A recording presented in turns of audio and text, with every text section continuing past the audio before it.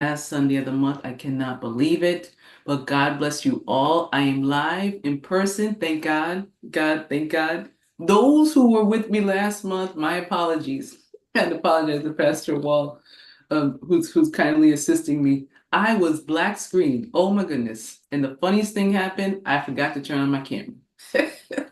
So my apologies. I've learned to turn on my camera and I'm here. But happy Sunday. God bless you. I hope you're having a wonderful Sunday. I'm here on Zoom. Normally I'm in the studio, but Zoom is a beautiful thing. My husband thanks me. So I'm here home and in front of you today. I hope you're having a wonderful Sunday. I hope all is going well. I thank God for this beautiful day of August. I think any day that the good Lord wakes us up is an excellent day. But who am I? I'm going to say, what is Morality Moves? It's always going to be the fourth Sunday. I always confuse that. The fourth Sunday of the month at 3 o'clock, 3 to 4, fourth Sunday of the month. And I'm Jacqueline Smith Ampey, and I'll explain a little bit more who I am. I'm going to talk about Morality Moves. What is it?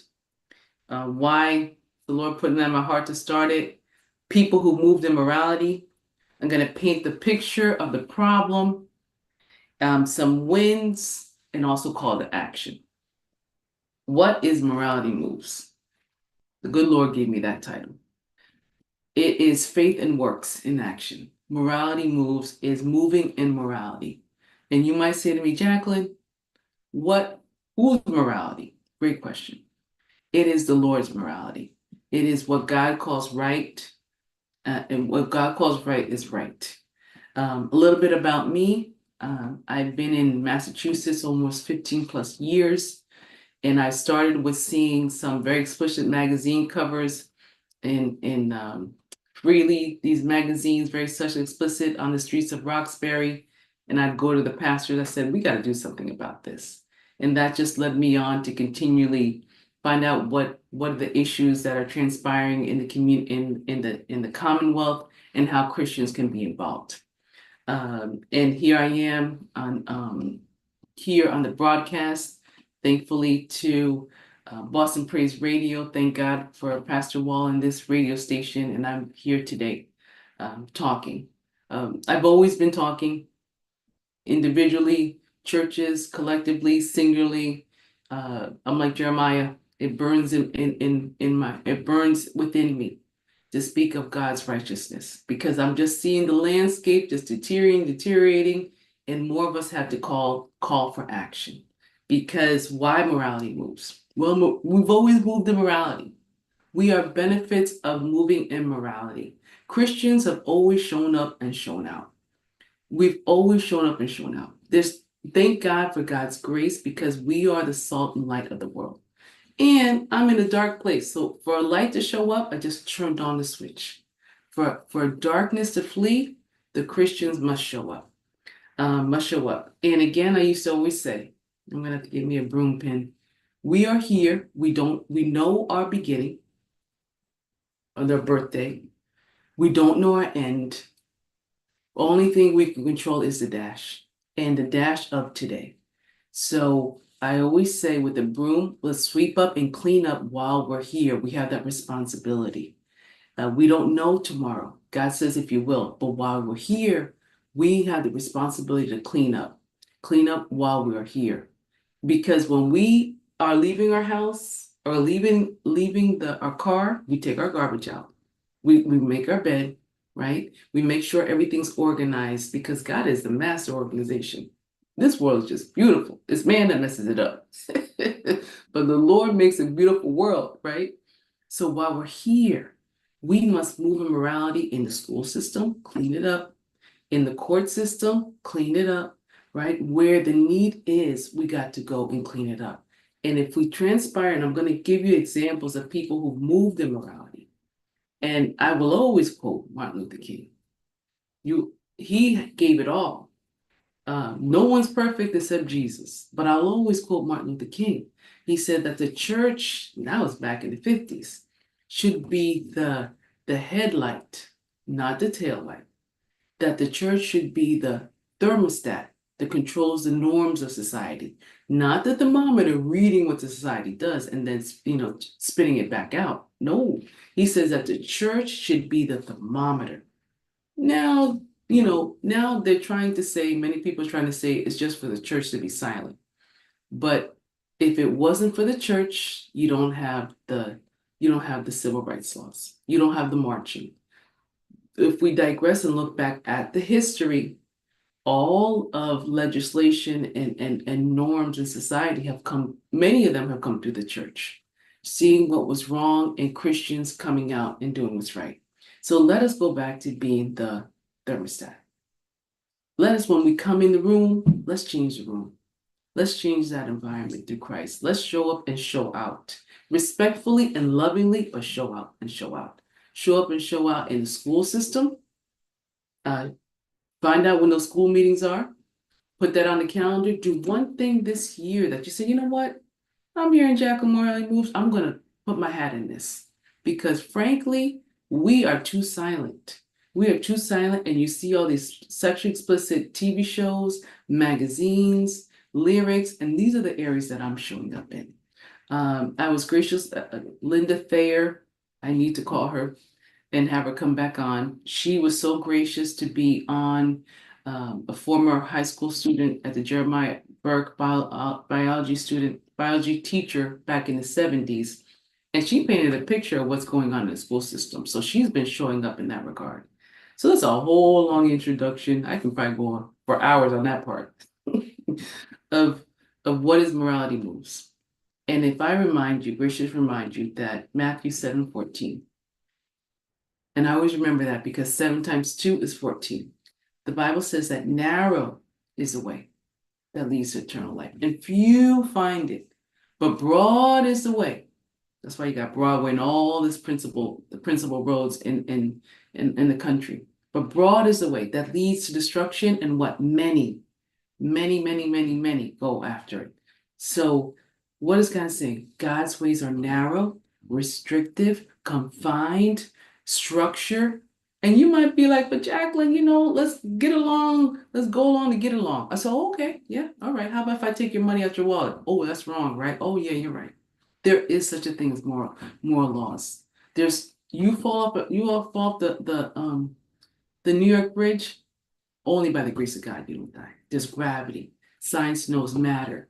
But why we all stop at red lights? Can you imagine if we did not stop at red lights? Oh my goodness. Oh my goodness. If we did not stop at red lights, God is teaching us that there is structure throughout. You are not going to get to work and get a paycheck if you're not in structure. But yet when we think about the Lord and his moral laws, we all want to be willy-nilly and then ask the Lord to bless us. No, his way is narrow, and that's where my foundation, my structure comes from. I've been a Christian for a long time, 30 plus years, more than 40. I know I look good. I know it's the wrinkle cream I've been using 40 plus years, and the Lord has not left me, and his rules do not change. We change, but God does not change. So he says that narrow is the way. So when I take that scripture, I put it right into morality moves. I said, you know what, Lord, I'm going to shine the light on what you call right and wrong, and I'm going to follow therein and tell others to follow also. Tell others to follow also. And if I may remind us, Harvard University was a Christian school for missionaries. We all start the Red Cross. You don't get more Christian than that. The Salvation Army. Imagine that. Salvation Army. Christianity has been paintbrushed through our United States. The reason why we came here was to have freedom of religion. In God, we put a hand on the Bible. The money says, in God we trust. Now, all of these have been the Judaic principles that God has given and entrusted to us. Now, man can change it up and do whatever they want to do, but God does not change. So that was a long introduction, but I can go on forever. But I'm also reminded of people who have moved in morality. We have Veterans Day, Memorial Day. We have Mother's Day, Father's Day. Why? Because we need to be reminded. We need to be reminded of what's important in life. So I will always come on here and remind us of great people who've come before us and what they've done and have done much with less. That's why I can't complain. I don't even want to hear it. I really don't. We have a million kind of catch-ups, a million kind of what else you got? I had a burger last night, so you know what I'm thinking. We have million thank you, Lord, mayonnaise. I mean, oh my goodness. Heat, what kind of stuff. We are in a generation of wealth. And if you don't like your circumstances, you can change it. Right? God, we're not trees. We can move. We can move. So the time I think of Frederick Douglass, do you know he came first when he got out of slavery? I have the booklet over there. His own biography. The people didn't believe he wrote it. And the story of Frederick Douglass is that he was a slave, 1800s. He doesn't know his age. None of them knew their age. 1800s, light skin, so he was a father. He was mulatto. His father perhaps was a slave owner. You know, he fought because he wasn't allowed to read. He exchanged food with white young children in order to learn how to read and how to write. And he held that on late at night and he practiced himself reading and writing. So much so that he was able to write his own biography that people didn't think he wrote that. But I digress a little bit. He came here to Massachusetts, to New Bedford, Massachusetts during the fishing time. That's how he sailed in and he made his home here. He escaped. I'm like, oh my goodness, New Bedford, Massachusetts. He was also on the Commons and all that, but that's where he came. And he spoke about he was his own morality moves because God has put in each of us a dignity and a value of life. So he's like, this is not happening. He grew up in slavery, but something inside him says, I want freedom. This is wrong. And because we have our own value, our own individuality, that comes from the Lord. Lord valued us so much. Not even two fingerprints are the same. Only God can do that. That kind of hurts my head. No two snowflakes alike, no two fingerprints alike. I mean, only the Lord can do that stuff. But he wrote this. He wrote this amazing. He wrote. This is one of the writings that Frederick Douglass said, and I will read this. Those who profess freedom but depreciate agitation, they want crops without plowing the ground. They want rain without the thunder or lightning. They want the ocean with its awful roars of its mighty waters. This struggle may be moral or physical, one, or maybe both, but it must be a struggle. This is my favorite part. Power concedes nothing without demand. It never did. It never will. The last one says, this struggle may be a moral or physical one, or maybe both. He's talking about slavery, the 1800s, but it must be a struggle. Power concedes nothing without demand. It never did, it never will. In other words, power is not going to go away without you demanding it, and respectfully. It never did, it never will.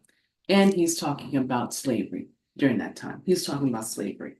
And that is Frederick Douglass, who grew up through slavery, and he moved in morality. He said, okay, what's the problem? And let me get in. I'm never going to get tired of talking about Frederick Douglass, who gave his whole life an equivalent to Harriet Tubman.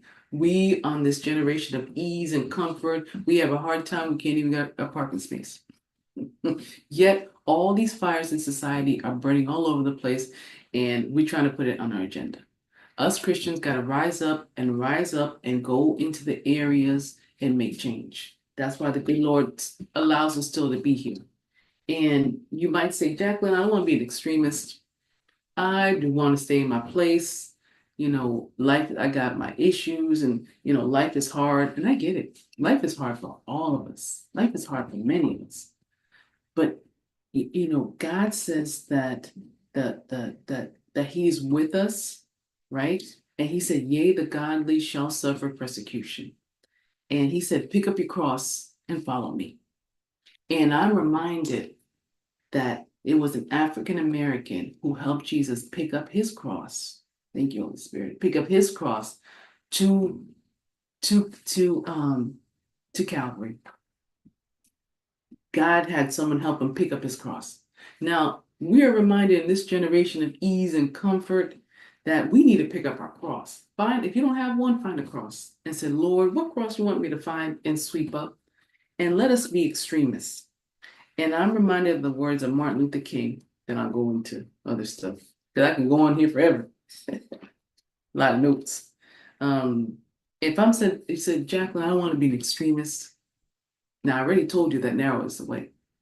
Now I'm talking to Christians in a new a new voting and moving forward. He says narrow is the way.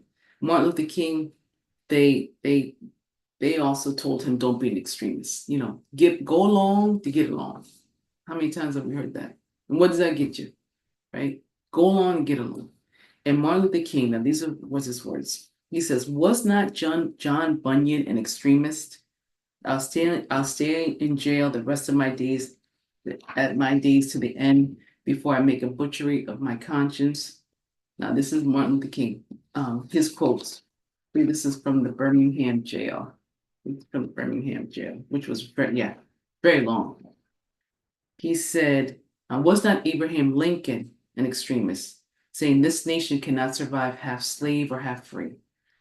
It's not if we will be an extremist. It's what kind of extremist that will be. I like that. He said, it's not if we will be an extremist. It's what kind of extremist will we be? Would it be for hate or love? And that is what it's saying is that God says that he don't want you lukewarm, either hot or cold. Which one are you?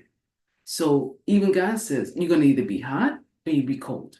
Which one? God prefers that you be hot, right? Because lukewarm, you're going to spit you out your mouth. But also, too, you want to be hot. He goes, what would it be for hate or love? And then he said, he was disappointed with the white church leadership. Many ministers were cautious then. Courageous were cautious, and they remained silent. I heard ministers say behind their stained glass windows, those are social issues with which the gospel has no concern. Oh, I'm reading this here. Now, this is the Birmingham letter. Now, have we heard that before? This is Martin Luther King said, I heard ministers say behind their stained glass windows, quote unquote, those are social issues which the gospel has no concern. Social issues which the gospel has no concern. Then he said, I looked at the South's beautiful churches. I found myself asking, what kind of people worship there? Where's their God? This is Martin Luther King. He said, I looked at the South's beautiful churches and I found myself asking, what kind of people worship there and who is their God? Where were the voices, he continues on to say, where are the voices of support when weary Negro people decided to rise from the dungeons of complacency to the bright hills of courageous protest? I'm going to read it again. Where was the voices of their support? This is white people. And no, I'm not trying to demean anything. I'm just saying what he was just trying to say, people to get involved. Where were the voices of support when weary Negro people decided to rise from the dungeons of complacency to the bright hills of courageous protest? When Governor George Wallace gave the clarion call for defiance and hatred. I have wept. This is Martin Luther King. Kind of reminded me of Jeremiah and what was in the sins of what's going on with Israel. I have wept over the laxity of the church. Now, this was in the 50s, right? This is Martin Luther King in the Birmingham jail, who gave it all. He was an extremist boy. I have wept over the laxity of the church. I love the church. I am the grandson and great-grandson preacher. He gave it all. He died at 37, right? He said the church at the time was not merely a thermometer that recorded the ideas of popular opinion, but it was a thermostat that transformed the mores of society. Well, I'm going to say that again. I did not know that was in there. That's confirmation. Thank you, Lord. He said, I have wept over the laxity of the church. I love the church. I am the grandson and great-grandson preacher. The church at the time was not merely a thermometer that recorded the ideas of the opinion. We're not here to record, okay, this is what's going to happen. But it was a thermostat that transformed the mores of society. That's what the church was at that time. That's what the church was at that time. And I could just close up and mic drop on that. And that was Martin Luther King saying, what kind of extremist you're going to be?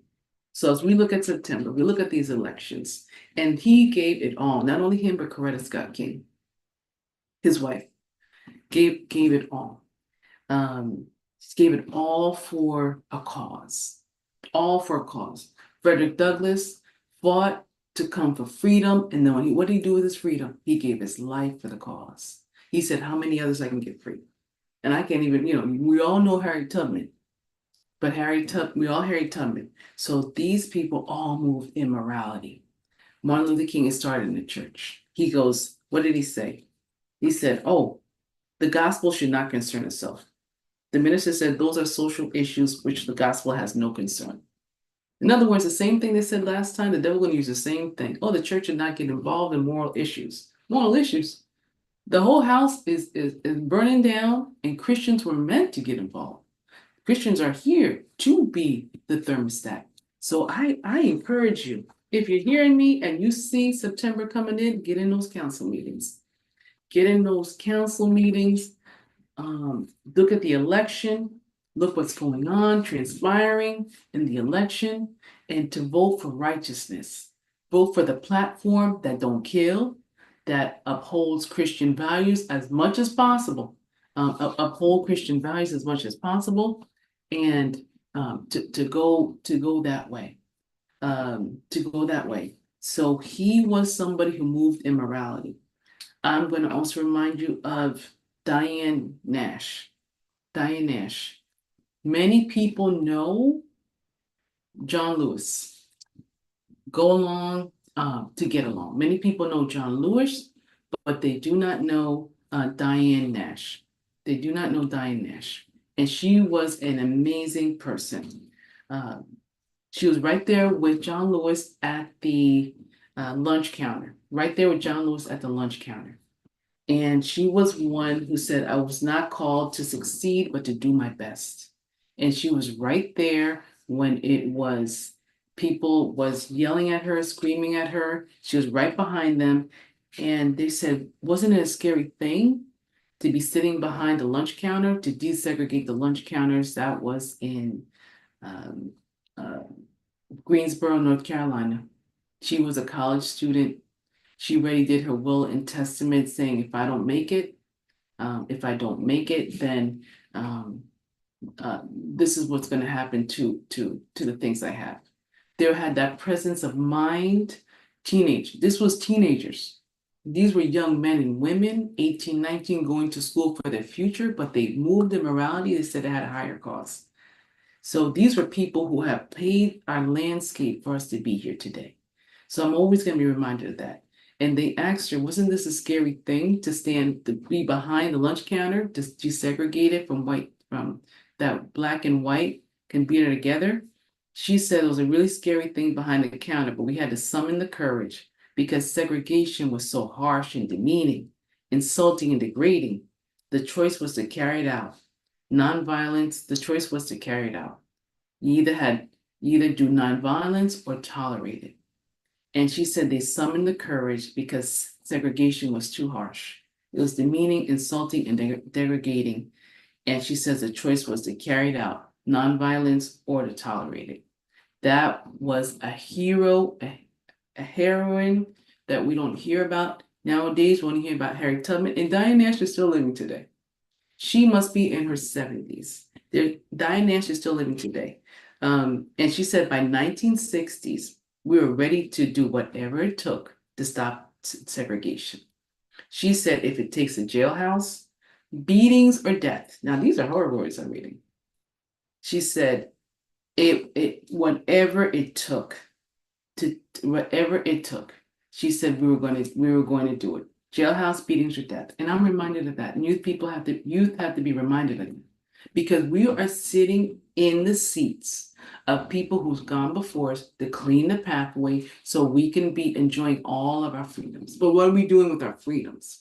What are we doing as Christians, our freedoms in Christ? What are we doing? And they were, I don't know if Diane Nash was a Christian, but the principles of that is Christianity, doing what's right. And she put everything on the line. So I challenge us today. I challenge us as we go forward Is it the TVs? Is it the music lyrics? Is it the school systems and the sexually explicit curriculum? What are you going to get involved in that we can change something different? That we can change something different. And you might and now I'm going to paint you a picture of all the things, most of the things that transpired. But we have to be reminded of what the problems are, and how people have moved in them and have moved in them to change that we can sit at the seats and enjoy all the freedoms because someone came before us to change it. Um, Give you an example, someone who came before us to change it in more recent times, not much recent, but 1974, good times. Esther Roll. Esther Roll was amazing. She had that show from Norman Lear, and because of her, she said, I am not going to do good times by myself. I need James, a husband figure, a male figure behind me. That's not what Norman Lear, the producer, wanted to do. 1974, Good Times was my show. And in Ebony Magazine, 1978, Esther Roll said, wait a minute, I grew up with a large family and my father was present. I want the same thing. And because of that one person, we see a husband and wife in it. So don't tell me you can't change stuff. And she would have lost everything. And Esther Roll at that time wasn't very beautiful or everything like that. She could have actually lost that role, but she didn't care. She goes, listen, this is the only way I'm going to do it. Now, mind you, she had short roles on Maude before, another 70s short show. She didn't have that opportunity to be saying to turn down the roles, but did she turn it down? She said, I ain't doing that. So that was moving in morality.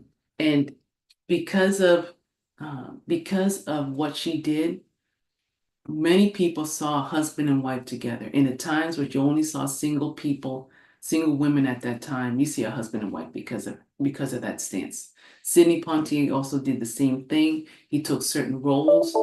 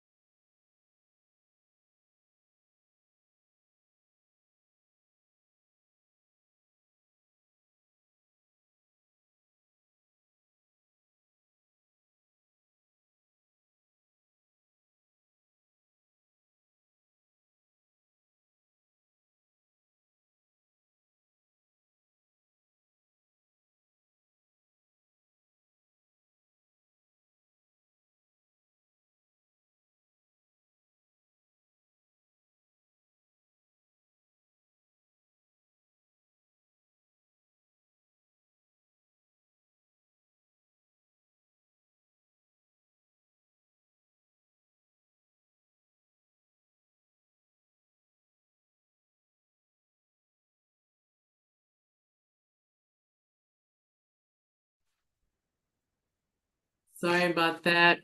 All right, back on again. My apologies. My apologies. But sorry about that.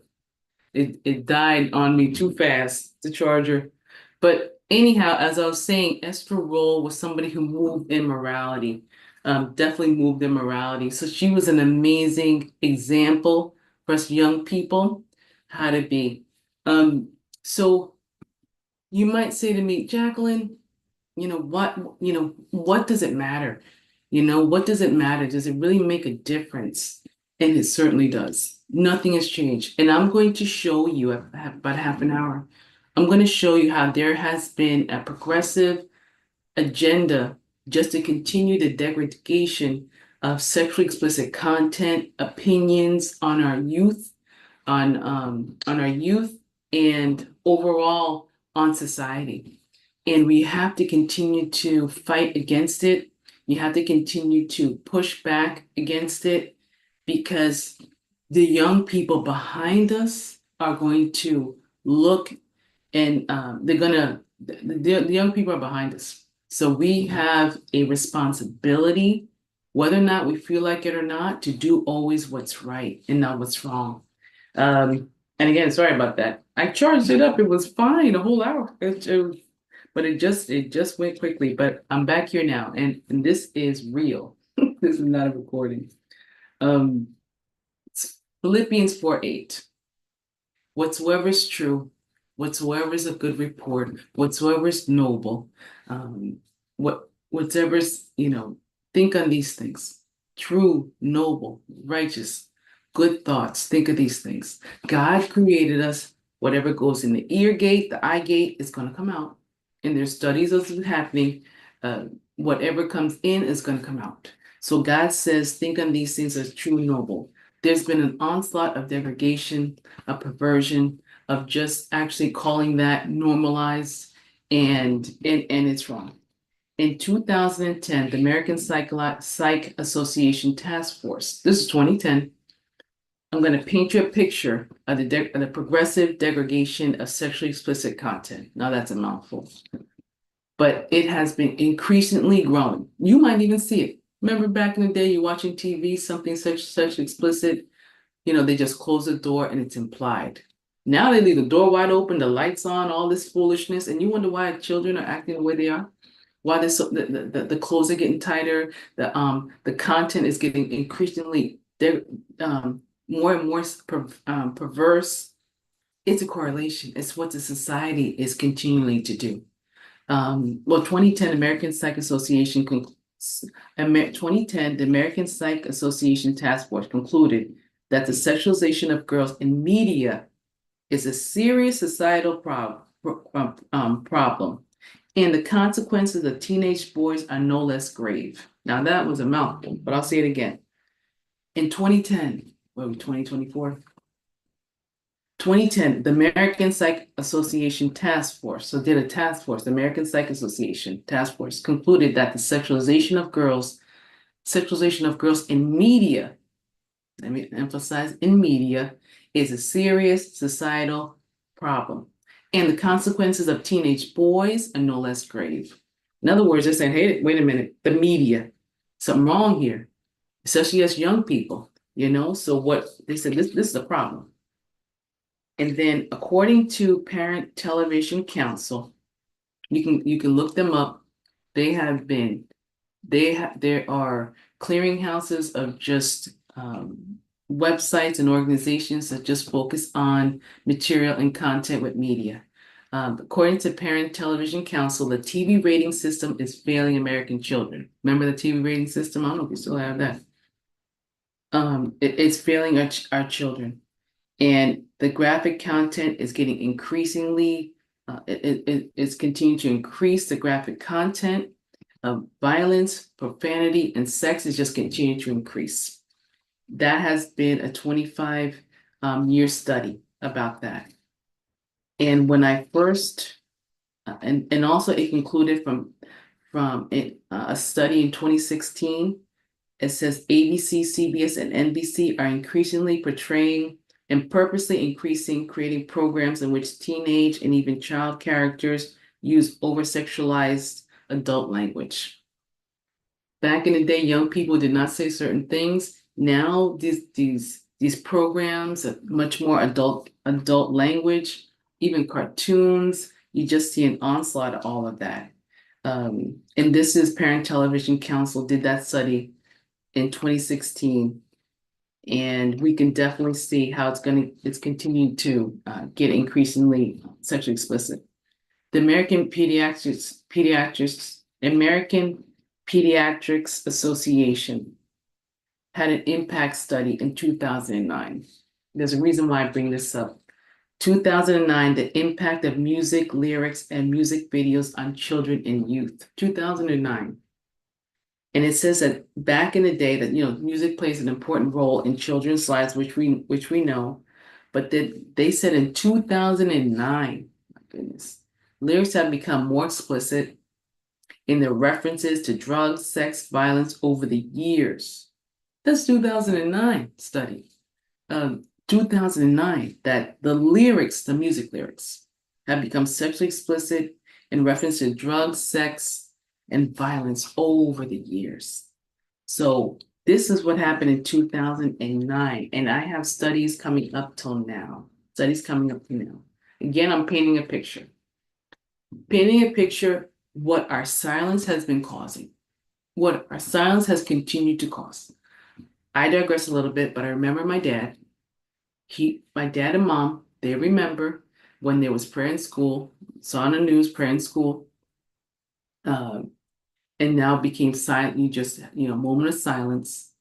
And then when when moment of silence, and now all that, you can't even have prayers in schools. They took out the prayers and then the drugs came in. And then also too, what one person it was, Roe versus Wade, to get abortion in the whole country, one person. And there was silence by the church. Again, the redefinition of marriage, we've seen that. Dr. Dobson, Dr. Dobson, he is an amazing gentleman talking about marriage and family. He used to say how also too, in terms of the redefinition of marriage, it just all is changing and the church is silent. So as we look at here too, we have a responsibility to speak up when there's something wrong. So as I talk about the music lyrics and how it's been increasingly, it's just been increasing. There's been another study with the sexualization of music, and with I think it was back, yep. The FCC reported this was in I think it was like 20. I think with this music lyric called WAP, WAP. I'm not going to mention what it was, um, but during that time, the FCC had like 1,000 or more complaints when Cardi B and Megan Thee Stallion played at I think it was at the I think it was at the Grammys. I think it was at the Grammys. Um, was it at the Grammys? Oh yeah, 2021. Cardi B and Megan Thee Stallion, they opened up at the Grammys, and according to Rolling Stones, there was bombarded with 1,000 plus emails of vulgar and pornographic material. And one of their songs, one of the lyrics was "whores in the house" and just very sexually explicit content. And this was 2021. So now we're going from, just speaking, a lot of lyrics, increasingly getting more and more vulgar. So now we're coming to the Grammys 2021, and it's going to be sexually explicit. And people are complaining to the FCC, 1,000 plus emails. And that's good that we're complaining. That's good. But we definitely need to do more. Definitely do more in terms of the music lyrics. Also, I have this here. Also the music lyrics. Now the American Academy of Pediatrics. I had to find it. 2009. I told you a study. The same American Academy of Pediatrics, AAP for short. 2009. They're saying the lyrics are being sexually explicit. This is towards the youth, that this is not good. They come out now in 2017. The same American Academy of Pediatrics, Sexual Media and Childhood Well-Being. That's the title. Sexual Media and Childhood Well-Being. This is by Rebecca L. Collins, and she states, sexual content is highly prevalent in traditional media, and portrayals rarely depict the responsibility and risks associated with sexual activity. One more time. This is now 2017. And now it says the Sexual Media and Childhood Well-Being by Rebecca L. Collins. She says sexual content is highly prevalent in traditional media, and portrayals rarely depict the responsibility and risks associated. She said exposure to such content is linked with shifts in attitudes about sex, gender, early progression to sexual activity, pregnancy, and STDs. In other words, she's saying sexual content in traditional media portrays the lack of responsibility for sex. You don't talk about condoms, which are not 100%, and also pregnancy associated with that. And she goes, by all this sexual content, young people, their attitude in sex, gender, and early progression to sexual activity is skewed, all of that. And this is 2017. So we're seeing all of this, right? We're seeing all of this, yet you're seeing an increase in sexual explicit songs. This is incongruent. This is not making sense. This is not making sense. How is this? We have all this study, and yet if you see all of the music lyrics today, and I'm not going to list them, if you listen to all your favorite, the not favorite, but the current artists today, the current artists in the current industry, the rap industry, the rap, even R&B, you go on to BET, you go on to any of these videos, it is pornographic. Oh my, you got the twerking, you got all that foolishness, you got low cut jeans. It is nasty and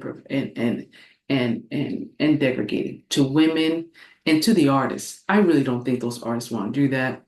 I have they have so much value. All those artists, I don't think they want to do that.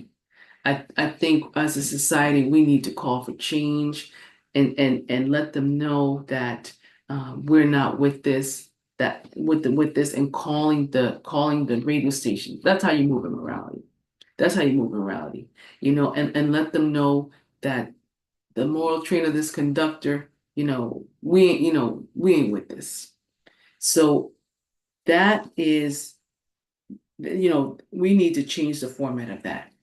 Not only that, it starts with the music lyrics. The music lyrics. That's something that I want to see how we could push back on that. Uh, there was another article done by Gerald Hamilton in February 2023 from Associated Press, and the title is "Why is R&B Music More Explicit Than Ever?" That's 2023. Why is R&B music more explicit than ever? Then he said it's complicated.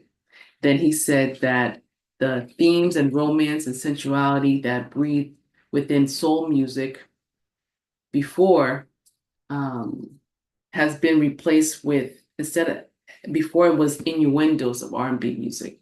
Now it's straight up bluntness. It's straight up in your face. And also, too, you're allowed to say anything you want in those lyrics. And if you read, and I ain't gonna read them, I'm not gonna read them, but it's not even soft porn.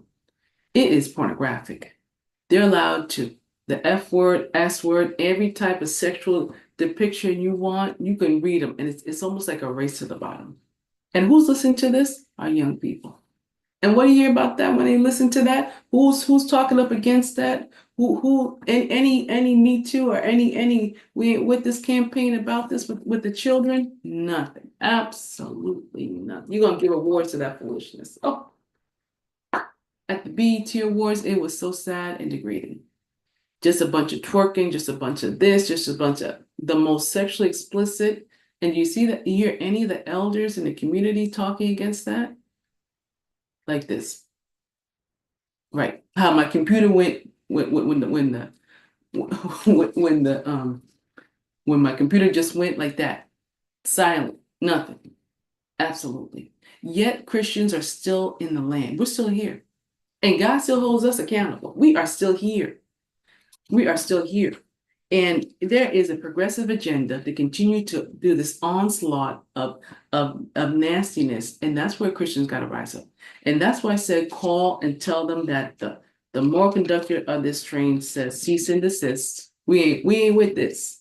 Cease and desist. We ain't with this. That's what I want you to say to that when you call on the radio station. Cease and desist. We ain't with this. And if you go and do your homework, and you're going to see all the new artists, all the videos. You can't even watch the videos. It is pornographic, not even soft porn. It is pornographic. I suggest you call them, you call the producers and say, cease and desist, we ain't with this. Why? Because the children are looking. More children are cursing. Look at the young people. A group of kids, you hear them effing this and that. I don't blame the babies. I don't blame the kids. I blame the adults not stopping this and not cleaning the ship, not cleaning the house while we're here. You don't hear none of this stuff. None of it. And this is, our silence, Martin Luther King, are going to hurt us. A silence will hurt us. And you might say, but Jacqueline, I just showed you there how progressively it's been increasing. I'm not going to read the music lyrics because it's straight up porn. It ain't even soft porn. And it's straight up porn. But those are the things that we need to push back against and say, not on our time, not on our watch. And that's where I come in talking about that with the music lyrics, because not on our time, not on our watch. I just showed you people that gave it all. Now, those who are listening, I say call your music, call them, even the cable networks, even cable network, even the cable networks. There's a reason why God gave us clothing, is to put it on. Common sense says, I don't want to see you go to the bathroom outside. I don't say there's a door behind the bathroom door. They want to open everything up and Christians are silent. No, we're going to clean this house while we're here, because what? We want to leave it good for the generation. Plus, God calls that nasty. God calls that wrong. And what's wrong, we call wrong. And let me tell you, as we are quiet in our homes, and as even now I'm going to talk to you a little bit about certain wins. I told you about more of the problems. I'm going to add you another problem. I got to paint you another picture. There was a group of parents. There's a conservative agenda on the youth, and I'm going to talk quickly because our time is going. Conservative agenda on the youth to transform, the norms of society of gender or sexuality, and continue to push this on children. You can't even drive until you're 18. You can't even vote, until you're a certain age. You can't even enlist in the military, yet we're telling our children that they can change their identity. They change their sexual identity. Or do you know that in Massachusetts that children 16 and over have the right to consent for sexual activity? That's the law in Massachusetts. That's the law now. Can't even vote, but that's the law. Can't even drink. Thank you, Holy Spirit. Can't even drink, but that's the law now. Let me tell you quickly about also too. I have to mention this, that in I think it was in California, a group of parents stopped a transgender person called Pickles. Stop reading to their children, small children. That was the name, Pickles. Stop reading to their children. There's a conservative agenda to continue to push that on children. Can't even read your ABCs or get it right, but this is what you're pushing. What have been some of the wins? There's been a lot of wins. This year, thanks to Mass Family Institute, and you can Google them, and I'm just going to talk about a few wins. They stopped a lot of bills that we don't even know about. You're not going to know about. You're going to know about a little kitten, a little this or that, something going on, a little animal in a tree, but you're not going to hear about real laws affecting your family. They stopped a radical abortion expansion bill. Didn't even know it was transpiring. A radical abortion expansion bill. If allowed, there would have no restrictions to abortion at any age and no parental consent. I'm going to say that again. Radical abortion expansion bill, House 1599, Senate 114. That would have been passed. Thank God it didn't go. It would allow girls of any age to obtain abortions without parental consent. I have that right here. I needed to let you guys know that. That's Mass Family Institute. This is on our watch while we sleep. This is on our watch. Allowing any girls of any age to obtain abortions without parental consent. Also, school-based health centers would keep treatment confidential of minors to the parents. You know something? That they stopped that now. They stopped that now. Also, too, and that's, I can't, time is going, but let that sink in. If that would have passed, your young Sally, young Jenny would have gotten an abortion at 9 years old, and you wouldn't even know about it with the parent, and they would have kept that hidden. That would have passed, and thank God for Mass Family Institute didn't pass. Like I say, we need to get in the fight, because the fight is going, and we need to, like volleyball. You got to block this stuff. You got to be blocking it, not letting it go through. They blocked that. Another thing, physician-assisted suicide. That would have passed. House number 2246, Senate number 1331. Just to let you know it's the truth. An act that it would have recognized the right to assisted suicide and invite abuse and create a slippery slope. That has been coming up since I've known it, 2012. When I was in radio before 2012, assisted suicide, meaning any guardian could have allowed that. And in the most vulnerable state, in pain, and allow someone that's in pain to commit suicide. And doctors, it's not a science when you're going to go. So as Christians, we protect that. We protect life. From the womb to the tomb, we protect life. And the sex ed mandate, I gotta end on this one, the sex ed mandate. That would have said, and they stopped it again. House number 544, Senate number 2686. The sex ed mandate. Did you hear this on the news? No, you did not. Have you heard it? No. That's why I'm going to come and bring it to you. And Miss Linda Thayer would come and bring this information. The sex ed mandate says that did not pass through. This sex ed mandate said it passed. It would have denied. It would have overreached bill that would have taken the control from the local school boards of sex ed and made it a Massachusetts statewide curriculum. Meaning that the Department of Education, they would have controlled of Massachusetts, they would have controlled what would have been taught to children under sex education. Imagine a sex education. You could only imagine, and you would have no right to opt out or anything. And if you say, Jacqueline, what would you be teaching them? Great question. I have that for you. What would they be teaching? What would they be teaching here? They would have been teaching as young as 3rd grade that they can change their gender.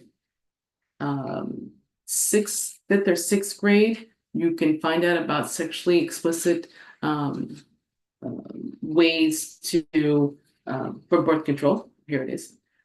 Kindergartners, there's discuss their genitalia. 3rd graders will be discussing, changing their gender that might not be the right gender. At 3rd grade, what's that, 7 or 8 years old? Something like that, 7 or 8. 6th graders will learn how to get abortions in 6th grade, how to get abortions. And if this would have passed, they've sort of taken the control out of the local school boards where you could vote and have a say on what your sex education would be. Thank God it did not pass. None of these things, these were wins. And if you're sitting here and say, Jack, with your mouth dropped, we should be with our mouth dropped. Because as we go about our day, not being informed, all these bills without you knowing would have been on your family. This is Massachusetts. This would have been Massachusetts. But thank God for Mass Family Institute. That like the volleyball and Olympics, could another block through the Lord, another block did not go through. Did not go through. And you can go Mass Family Institute and go there and see for yourself. I gave you the House number and the Senate number about those specific things. And what is that saying? That unless we do not be proactive and get involved, it's going to happen regardless. We don't even put a defense to it. And I remember Tony Evans used to always say, when you're in football, expect the offense. Expect them to come and fight against you, but you got to be in defensive mode. And that's what God has called us to be. God has called us to be. And like I said, I don't even have children, but I got to be in the fight. And we got to get all of us in the fight, because this is despicable. How are you going to have a little kid, 7th or 8th grade, thinking about what gender they can be? What kind of foolishness? I'm thinking in California, there's like 15 or 20 different genders. I mean, is this what we're coming to? And again, you hear the church is what? Like my computer that died. I didn't put the battery in. But nothing. We're going to praise the Lord, and that's what we need to do. But faith and works. And the same thing they told Martin Luther King, this is no concern of the gospel, social issues. Oh, okay, social issues. But yet we should continue to be the thermostat. We read the norms respectfully and lovingly, because as I showed you, this has been a progression, a quick progression of sexually explicit content, a race to the bottom. And if we don't stop, and then no disrespect to transgender and people going through it, my heart goes through them. Many times people who did all that surgery, they regret it. Many people have, but they don't talk about them. But if we continue being silent, the next one progression is going to be pedophilia. If Christians don't speak up. So we need to continue to speak up. And who's also spoke up? I'm going to leave you with this one. So I do say cease and desist, contact the radio show, say cease and desist, we're not with this. And I leave you with Sheila Johnson. She was a BET co-founder of Black Entertainment Television with her husband, Sheila Johnson. And she saw herself, this was her words. She said, I cannot believe that the degrading music and videos that we are putting out. This is herself speaking. I saw herself speaking. She goes, I was not with that. I was not with that content that they were giving to children. These sexually explicit materials. The music, she was referring to the videos.